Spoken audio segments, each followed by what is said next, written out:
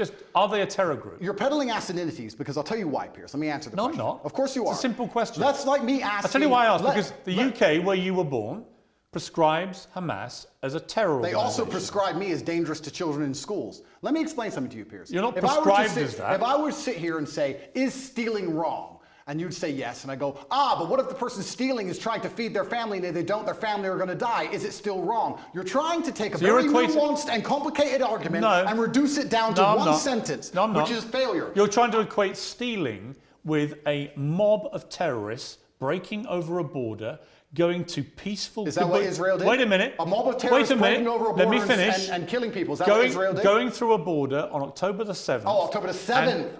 Massacring young people at a festival, massacring families in their homes in a kibbutz, setting fire to them, cutting their heads off, killing babies. Oh, killing 40 babies, that was true. Well, fine. Were the babies vaccinated?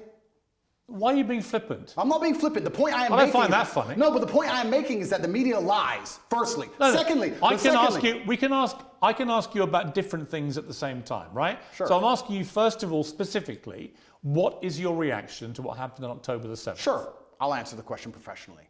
I do not condone the loss of human life on either side. I think anybody doing anything which directly damages civilians is disgusting and abhorrent. However, I would be an amateur if I could not sit and pretend I do not understand the motivations behind either side. This is not even me taking a side. I understand why Israel is doing what it's doing. I understand why Palestine is doing what it is doing. However, I still call the Israeli actions absolutely abhorrent and genocidal. Okay, we're going to come to Israel's actions, I promise you. We will ask that question specifically.